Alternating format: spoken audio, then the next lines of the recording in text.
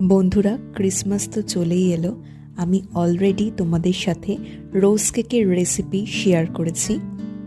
তোমরা যারা এখনও দেখোনি অবশ্যই রিলেটেড ভিডিওতে গিয়ে দেখে নিও, আমি ওখানে রেসিপিটা শেয়ার করে দেবো। আজকে আমি তোমাদের সাথে শেয়ার করছি ক্রিসমাস স্পেশাল খেজুর পিঠে, বা অনেকে কুকিজও বলেন। প্রথমে ময়দা নিয়ে নিলাম, পরিমাণ মতো চিনি দিলাম, সেটা আপনারা কম বেশি করতে পারেন। তারপর অল্প পরিমাণে নুন, 2টো ডিম, হাফ কাপ সাদা তেল দিয়ে একটু ভালো করে মেখে নিলাম। তারপর জল দিয়ে আটার মতো একটা ডো তৈরি করলাম। এরপর ছোট করে লেচি কেটে নিলাম। এরপর যেমনটা ভিডিওতে দেখাচ্ছি, লেচিটা চামচের পেছন দিকে দিয়ে ঘোরালেই শেপ চলে আসবে।